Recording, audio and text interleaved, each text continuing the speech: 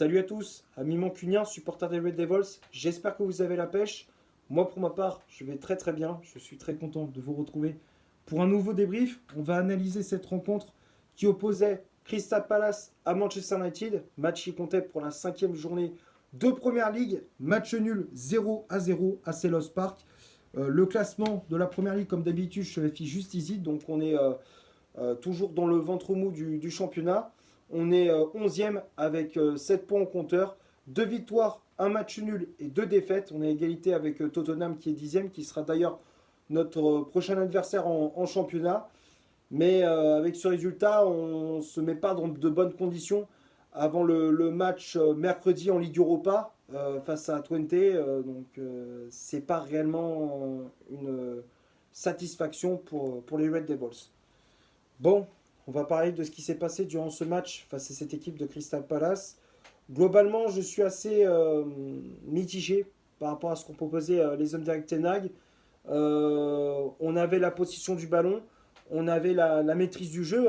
La première période était clairement en notre faveur. Tactiquement, on était bien organisé. Techniquement, c'était propre, même si je trouvais que nos actions, nos constructions de jeu étaient un peu trop scolaires à mon goût. On voyait dès que nos milieux de terrain recevaient le ballon, bah, dès qu'ils étaient un peu pressés, bah, ils repassaient derrière avec Delirte et Martinez. On n'alternait pas le jeu, tu vois, il n'y avait pas d'alternance dans le jeu. C'était pas un coup on jouait court, un coup on jouait long. Surtout, tu as la capacité à jouer, à faire un jeu long également, avec Delirte et Martinez pour les passes, et puis la profondeur pour Garnacho et Amad Diallo. T'en as pas profité, je trouve ça dommage. Surtout qu'à chaque fois, dès que tu mettais des ballons dans la profondeur, bah, tu avais des boulevards. Donc ça, je suis un peu frustré par rapport dans nos constructions de jeu. Je suis un petit peu frustré par rapport à ça. Mais ma plus grosse frustration, c'est la finition de nos actions. Ça, c'est clair et net. On a manqué d'efficacité devant les buts, que ce soit Garnacho, que ce soit Amad Diallo ou encore Bruno Fernandes. On n'était pas assez tueurs devant les buts. Alors, on était tombé sur un très bon Dean Henderson, gardien de Crystal Palace, qui a fait de nombreux arrêts. Mais voilà, normalement, on aurait dû, à la mi-temps, mener 1 ou même 2-0. Normalement, on aurait dû marquer 2 buts en première période. Ce n'est pas le cas. En plus, du côté de Crystal Palace, bah, ils n'étaient pas réellement dangereux. Ils n'arrivaient pas à conserver la balle. Ils étaient vraiment en difficulté. Dès qu'ils perdaient le ballon, ils étaient très vite en difficulté. La seule grosse occasion en première période pour les Eagles, c'était la frappe d'Eze juste avant la mi-temps, qui est capté son problème par André Onana. Mais sinon, pas grand-chose à se mettre sous la dent du côté des Eagles. Donc à la mi-temps, 0-0. Deuxième période, c'est toujours la même chose. United qui essaie de pousser pour ouvrir le score, mais on n'y arrive toujours pas. Ten Hag qui fait des changements à l'heure de jeu avec les entrées de Rashford à la place de Zirkzee et de Rasmus Højlund qui faisait son retour dans le groupe mancunien. Ça change rien. On a eu très très chaud également en deuxième période avec le double arrêt d'André Onana dans le dernier quart d'heure. L'action elle est magnifique. Enfin, le double arrêt de Nana il est magnifique parce que là, ça passe, c'est une action des Eagles. Une frappe, je ne sais plus qui c'est qui fait la frappe, un joueur de Crystal Palace qui frappe à l'entrée de la surface, c'est repoussé par Onana. Et puis tu avais Ismail Assar qui était rentré du côté des Eagles, qui est arrivé à pleine balle et du bout du gant, Onana qui la détourne. Enfin, il s'est relevé très rapidement pour la détourner pour détourner la balle du bout des doigts. Enfin, c'est juste magnifique ce qu'il a fait Onana. Il nous a sauvés dans ce dernier quart d'heure. Donc voilà, un match nul, ça pouvait basculer d'un côté comme de l'autre dans les 10 dernières minutes.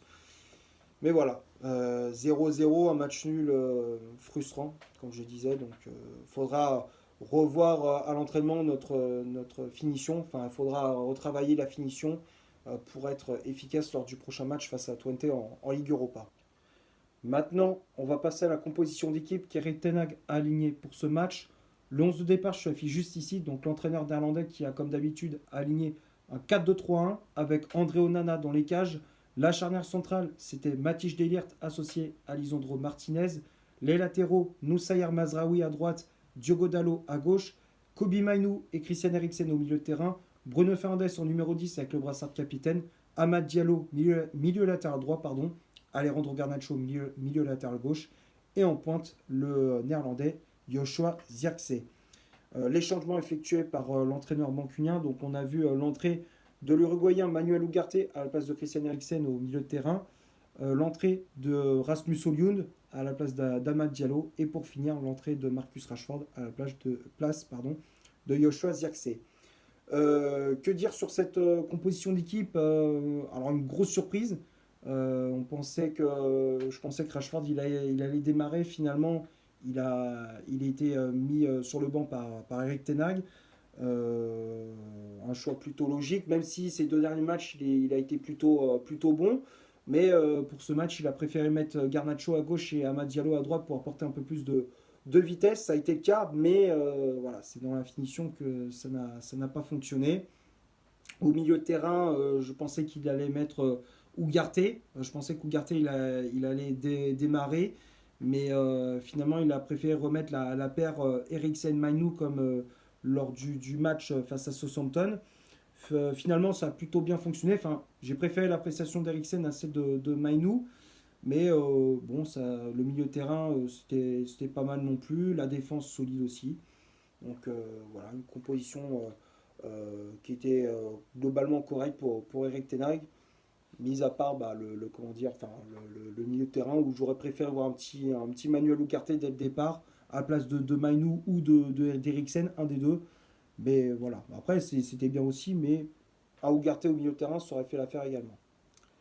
On va passer maintenant du côté des statistiques de cette rencontre. On va commencer par Crystal Palace.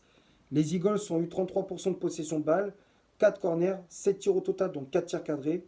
Un hors-jeu de signalé du côté de Manchester United, 67% de possession de balle, 11 corners, 11 tirs au total, donc 6 tirs cadrés, 0 hors-jeu de signalé. Donc quand on regarde les stats, alors oui, United avait la possession de balle. On a eu beaucoup plus d'occasions que Crystal Palace, mais dans la finition, c'était pas ça. Comme je disais, seulement 6 tirs cadrés. On a cadré même pas 50% de nos tirs. Du côté de Palace, bon, ils ont une position de balle très faible. Ils ont eu des occasions, ils auraient pu marquer surtout en fin de match. Mais ouais, Palace, s'ils avaient marqué, ça aurait été un hold-up. Mais bon, c'est comme ça, c'est le football. On va finir la vidéo maintenant sur les tops et les flops de ce match.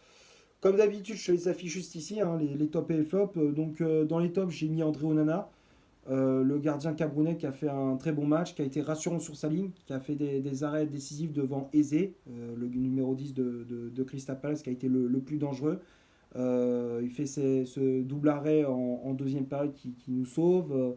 Très bon match d'Onana, les relances au pied propre. Rien à rajouter pour le portier camerounais, donc c'est pour ça que je le mets dans les tops. La charnière centrale, Martinez, De Ligt.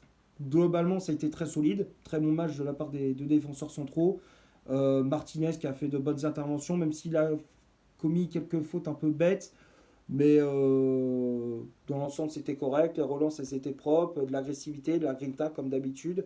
Bon match de Martinez. Matthijs de Ligt, très bon match également. J'ai préféré la prestation de De Ligt par rapport à celle de Martinez.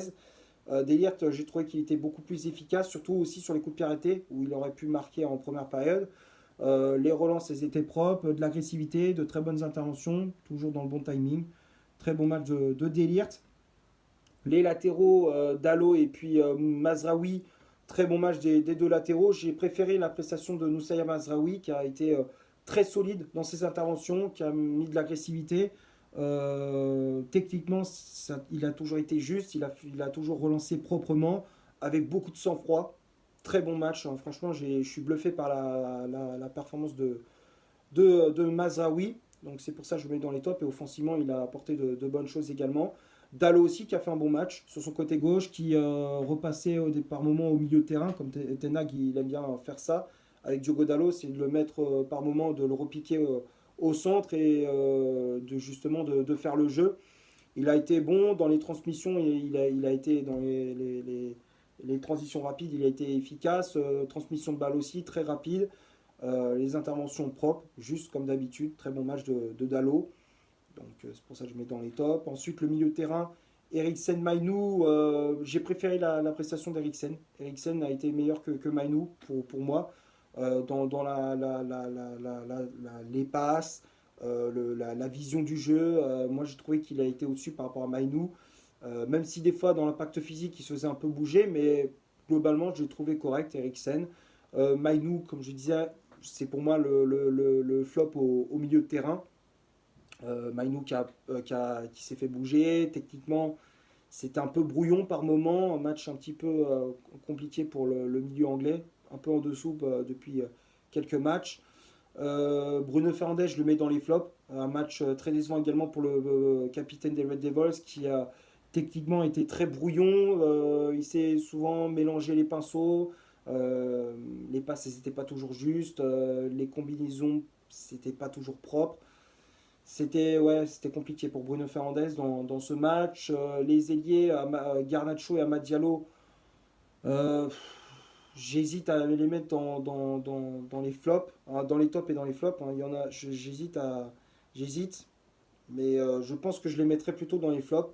Parce que même si, ok, ils ont fait beaucoup de différence sur leur côté, hein, Garnacho qui a apporté la vitesse, de la percussion sur les côtés, mais c'est dans la finition, ça a pêché, comme je disais, où il a gâché beaucoup d'occasions, il a énormément vendangé devant les buts. Amad Diallo, c'est pareil. Donc je vais le mettre dans les flops. C'est pas le plus gros flop. Hein. Ils ont pas été, c'est pas eux les plus mauvais, mais je les mets quand même dans les flops par rapport à leur manque d'efficacité dans le dernier geste. Et Zirkzee, je le mets quand même dans les tops. Moi, je trouvais qu'il a été quand même plutôt, il a été intéressant. Il combinait, il n'hésitait pas à décrocher pour créer des espaces pour les ailiers.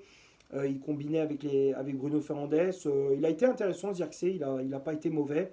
Donc, bon match de l'attaquant comment dire, néerlandais. Puis les remplaçants, le seul que je mets dans les tops, c'est Ugarte, qui a fait une entrée en jeu assez correcte, qui a mis de l'agressivité, qui a équilibré le jeu des Red Devils. Très bon match, très bonne entrée de l'Uruguayen. Et puis Oyunde et Rashford. Rashford qui a fait une entrée en jeu assez décevante. Il s'est créé quelques occasions, mais bon, il n'a pas été efficace. Et puis Oyunde, bon, il revient petit à petit de sa blessure. Donc il faudra lui laisser du temps. Il n'a pas fait une superbe entrée, mais c'est normal, il n'était pas à 100%. Voilà, je pense avoir fait le tour pour ce Manchester United, Crystal Palace Manchester United. J'espère que le débrief vous aura plu. Si c'est le cas, vous laissez un énorme like, tu t'abonnes, tu n'hésites pas à me dire dans les commentaires ce que tu as pensé du match et de mon débrief. Partage la vidéo sur tes réseaux sociaux, Facebook, Instagram, comme d'habitude. N'hésite pas à faire un tour sur mon compte Insta, comme d'habitude, je te l'affiche juste ici. Et d'ici là, portez-vous bien, on se retrouve pour un prochain débrief. Ciao.